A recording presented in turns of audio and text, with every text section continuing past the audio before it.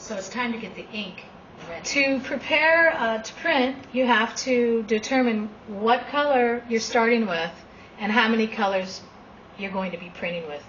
This bison print, I'm going to be using 4 colors. And I'm essentially starting with a very kind of pale ochre color, and I will work to another kind of brown, to a warmer red brown, to black. So those will be my 4 colors. I use any oil-based ink, really. I use litho inks. I use sometimes a little bit of etching inks for mixing certain colors. All those inks are transparent, and that's extremely important for the way I print. I work from light to dark and with very strong transparency. I rarely ever add opaque white to my inks to make them lighter. Instead, I add what's called transparent base. This is really important to create a lighter hue or value of your hue. You can add transparent base to make it lighter that way. If I add white, what I find is that the opacity of white and the density of that pigment often becomes a bit of a barrier to my other colors as I want to layer over them. I find if they are all transparent, they layer better. One of the things that also helps is that I add Setzwell compound. That is important. Generally speaking, once you've made up your body of ink, you only add 1/3 of the amount, the total ink amount, 1/3 of that add with Setzwell compound. What that means is that it's going to help your ink set to the paper, and it allows you to print color to color to color right away. It also, because we're using mulberry paper, Eastern paper versus Western paper, the fibers are really strong, they're highly absorbent, and you can lay the paper right on top of each other without offsetting ink, and that's extremely helpful, especially when you're working large. So these are the 2 favorite additives for relief ink printing: transparent base, litho base, and Setzwell compound. Again, most oil-based inks, I find litho inks work beautifully to use. When we get to black, I always use Daniel Smith, and they're not paying me, traditional relief black. It's an excellent black, and you do not use any additives with it. You just use it straight from the can. Okay, so I have made my ink. I have already added my transparent base and my Setzwell compound. Now we're ready to roll it out with your hand roller. I choose rollers according to how much surface I have to cover. Because I'm working on a big wood surface, I need a bigger hand roller. So this is the nice roller. It's not too heavy either. Now you take the ink and you spread it out. You can see how transparent it is.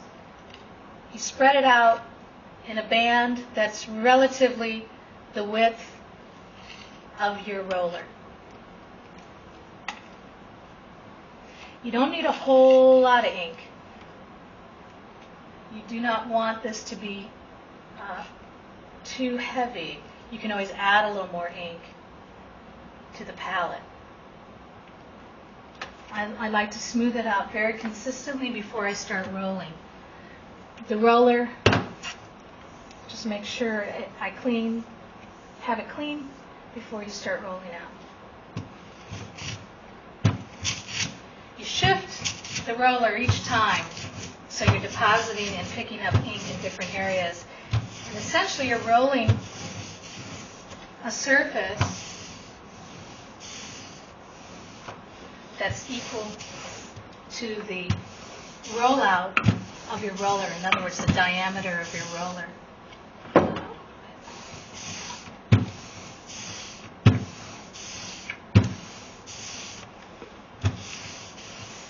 Roll in different directions to evenly distribute the ink. And again, that's kind of a pain, but I find in general it's a lot less messy. And I'm just using artist tape. Painter's tape, I mean.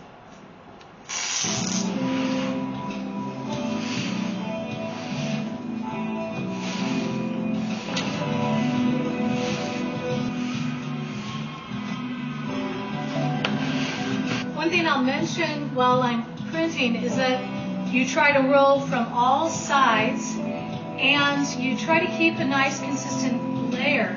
The fact that we've shellacked the wood means that you really don't need heavy amounts of ink. Just nice, thin, almost like stain, almost like an inking stain. Okay, now I'm placing the paper, and you'll see that the T marks are in the bottom left corner, and you have to align those T's and to the marks on the wood. The nice thing, honestly, is that unless you're really pressing hard, it's pretty forgiving. You can kind of shift it to get it in place.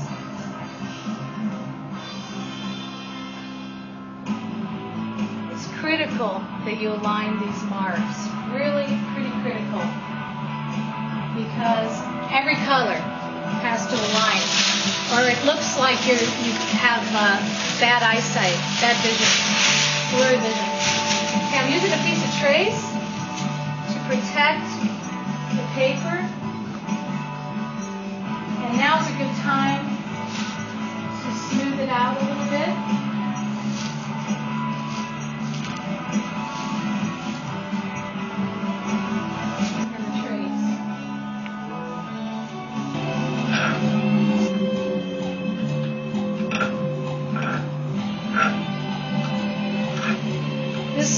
First pull, I usually tear at least 5 extra sheets from what I hope my addition will be. And the reason I do that is because of these first few pulls. The pressure may or may not be tight enough.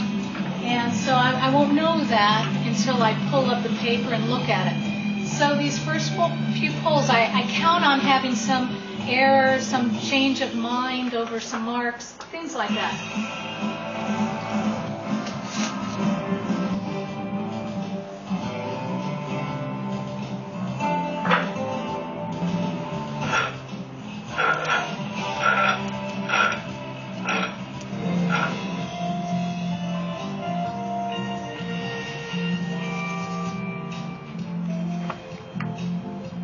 Given that this is our first pull, we're trying to find out what the plate's about, what the wood's about. You can see that it has a groove, sort of a spot, a soft spot. Wood's organic, and you have to be prepared for these things, and accept these changes, or what you're going to have to adjust with it. So I'll do a little bit of hand rubbing across the entire surface, just to get the most out of this first inking. It should go, and it will, ink up better and better as I go. There's a